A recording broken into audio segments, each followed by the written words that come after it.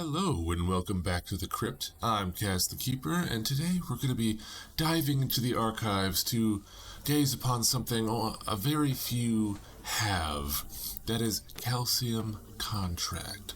This game currently only has 26 reviews on Steam. Granted, it's 100% positive, but only 26 reviews. That is criminal. So today I'll be going over why this is one of the best games of this year and why you should pick it up immediately. I should note that I'm not sponsored for this. Purchased it by myself, and this is my own opinion. Without further ado, let's get into Calcium Contract. Calcium Contract. The number one reason you should buy this game above any other, not the gameplay, not the achievements, not the story, is the visuals. And the chaos to a certain extent, but the visuals. The visuals are like someone took the movie Town Called Panic and just decided to run with that and just go whole hog and make a weird first-person shooters. The visuals are stunningly weird. The enemy designs are all stunningly, awesomely weird. I love the big frog thing you see near the end of the game. It's just awesome. All the roosters that run at you. Who would ever think about making a giant rooster serpent? And don't even get me started on how awesome the weapon animations are in this game. If you like visual arts or like any sort of thing like that, if you're into weird visual things, this is for you. You should buy it even if you don't like first-person shooters, and simply put it on easy and enjoy the ride, because the visuals steal the show above all else. I'll go over this really quick because, it's not the most important part of a boomer shooter / new era shooter, and that is the story.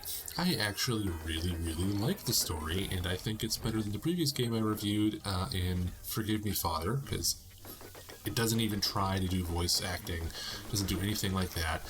Every couple levels, you get a little bit of like an animation. It gives you a little bit of the story, and it moves the plot forward of you chasing the Rooster Serpent, which I think is just an awesome character design, by the way. I absolutely love it, or enemy design, I should say. So, yeah, is it a really in-depth story? No, but I actually cared about it and was interested about it a little bit more than Forgive Me Father, even though that game had a much higher production value for its campaign. Take that as you will.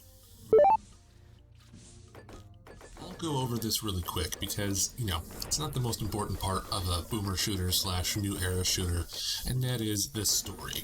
I actually really like the story, and I think it's better than the previous game I reviewed in Forgive Me Father, because it doesn't even try to do voice acting, doesn't do anything like that. Every couple levels, you get a little bit of like an animation. It gives you a little bit of the story, and it moves the plot forward of you chasing the Rooster Serpent, which I think is just an awesome character design, by the way. I absolutely love it, or enemy design, I should say.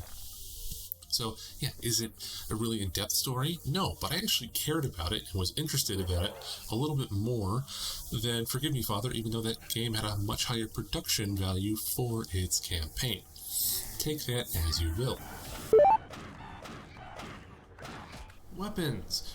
Weapons are one of the game's strong points and also letdowns. One of their strong points because some of the weapons are just so fun to use and all of them are beautifully animated. And the downside because there's not enough of them, and a couple of, specifically one, but maybe two, I really don't know how useful, I didn't like them. So let's go over that. I believe there's only 5 weapons in the game. The starting pistol shotgun thing that shoots 3 projectiles is goated. That thing is one of my favorite starters in the game, although technically it is not a starter. Your scythe is a starter. It is still very good, and I used it way more than I thought I was going to. The scythe, if you want to count as a weapon, it's a melee weapon. It is really fun to use when you get the attack power up because it swings really fast. But other than that, it's pretty much just a scythe. You can project enemies, you can hit enemies' projectiles back at them with it, which is pretty cool, but there's another weapon that also does that. Moving on from there, you get like a shotgun sort of thing, and this is one of the weapons that I felt was good when it shot, but its fire rate is way too slow. It needed to be like just ever so slightly faster to shoot again. There was just this little bit too long of a pause, and that pause, even when you get the attack power-up that makes you shoot faster, still feels like it's there. It's just slightly faster. It's weird. I did not like that weapon at all. The machine gun sort of weapon, it sort of looks like an abacus of your little skulls throwing bones, and if I remember correctly, it's the only... No, the other one does, yeah. It's the first two weapons don't take ammunition, if I remember correctly, but the last two do. The abacus-like weapon uses bones that you find on the battlefield, and this thing is just the best thing ever. I love it. It's so much fun, and your little skulls dance around reloading it all the time. Ooh, I love this weapon so much. It does a ton of damage, and it bounces off of things, so you can kill multiple enemies at the same time. So that one is just peak, so good. Better than the starter, even though the starter is really good. And then finally, you have the basically rocket launcher, which is you shoot a screaming skull. This weapon can be really good, but also kind of bad because it does damage to you, and a lot of the enemies in this game run at you, adding to the chaos factor. Like the rooster berserkers, all the roosters actually just run at you. So if you're not thinking about it really quick and you start shooting skulls off, they're gonna cause you to take damage as well. Not very polite. So overall, the weapons are kind of hit or miss. Again, it's one of the strong suits of the game, but also one of the letdowns of the game. I would have liked a couple more, and I sincerely hope that if this game gets any DLC, more weapons are added, or if it gets updated.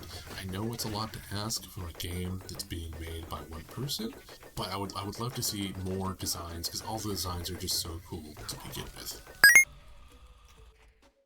One of the things that really caught me off guard was the difficulty curve. I'm pretty adept to first-person shooters, and I would say the first half of this game, I was playing it on normal most of the time, was pretty average. But then the chaos kicks in, and this game goes from, okay, that's pretty accessible to someone who doesn't play shooters, to you're not getting past this. If this is your first-person shooter, this is just utter chaos. With the amount of stuff on screen, projectiles coming towards you, borderline bullet hell sort of first-person thing, especially starting with the halfway point, but maybe even a little bit before that, is just someone who was not into first-person shooters going into this. Do not make this your first-person shooter, or if you do, for some weird reason, put it on easy about halfway through the game. I feel like you're not going to have a good time. The rest of the difficulty, I didn't do the top of the difficulties. If I remember correctly, there's 5 and they have funny names. I did a couple at hard, basically, and they were fine. They weren't overly challenging. I will say, though, I can't imagine someone playing the last couple levels on difficulty 5. That would just be utterly insane and not enjoyable, in my opinion, at all. But I would love to hear your opinions about that in the comments. So let's talk about my favorite part of video games in general, and that is achievements. How does Calcium Contract stack up to some of the other games that I've reviewed? Well, for how short the game is, the achievements are pretty good. If the game was longer, I would say they were kind of bad. By my count, there was about 6 achievements that were level bound, but 2 of them were actually from the same level, so sort of 5. As you know, if you're a long-time listener, I enjoy achievements that make you go back to specific levels and do specific things in those levels, and this doesn't really do that. There were a couple that were sort of hidden achievements like this. If you play through the game, you'll understand. I'm not going to spoil it. Also, if anyone needs help with the achievements in this game, let me know in the comments below, because I might be one of the few people on the planet that actually has 100% these achievements, just because of how few people have actually bought this game. Currently, only about 30% of people who have bought it actually have completed it, which is kind of sad, because it's really short. Not only did I finish the game, but I 100%ed all achievements within 4 hours. So it's a little short, but again, that's fine. So were there any achievements that were much more fun than I thought they were going to be? There were a couple. Denied, which is about killing a treasure rooster right before it disappears. That one was a challenge. That one took many attempts, and the going back through the death, hitting control and being able to cycle through your timeline, it was 100% essential for that. I can't even imagine how frustrating that achievement would have been without it. Another one was Too Eager, which involves you dying while chasing the flying rooster serpent. That one was very frustrating and added on to my total play length because you have to basically kill yourself chasing after a rooster in a game where you don't take fall damage. So basically you have to find an infinite pit that the rooster also goes over. So that one took almost an entire another playthrough to find. I did find it. If anyone's curious, the easiest place to do that, I believe, is Factory or Cave. It's the one with a bunch of lava. That one is quite hard to get. But other than that, there weren't a huge amount of achievements that I felt were very tricky. Frozen was kind of hard, but just do that on City and you'll get it with all those goats in the middle. So yeah, overall, I would say the achievements were good, but if the game was any longer, they wouldn't be good. Secrets. This was one part of the game that I was kind of disappointed with, being as someone, who comes from a bunch of boomer shooters and stuff, and going into this, I'm like, oh, surely this will have secrets. And it doesn't really have secrets in the traditional sense. After you're done with the game, and even before, you can go to your level select, and you can see what you're missing, which is actually really nice for achievement hunting. So each level will have a hidden rooster and a hidden clock, or multiple, or actually I shouldn't say not every level. A couple of levels don't have roosters, but they'll just be checked off by default, like the first levels like that. There's no traditional secrets, which is very frustrating for me. There are a lot of places in the game where you'll think, you can jump to places where you shouldn't. I'll be like, oh, surely there'll be a reward here for this. But there just isn't. There isn't any Doom-style secret wall secrets or anything like that. And I understand the game's very short and was made by, if I understand correctly, one person, basically, with the help from a couple other people. So I can understand it not being in the game. I was just a little surprised, and yeah, I was just caught off guard by the lack of more traditional secrets. In conclusion, what do I think about the game? Where am I going to put it on the new era shooter list? And is it worth the price? First off, is it worth the price? That is entirely dependent on, do you like these kinds of games? Do you like the visuals? Because that plays a huge component of this game. More so than almost any other thing I can think of off the top of my head, is the visuals.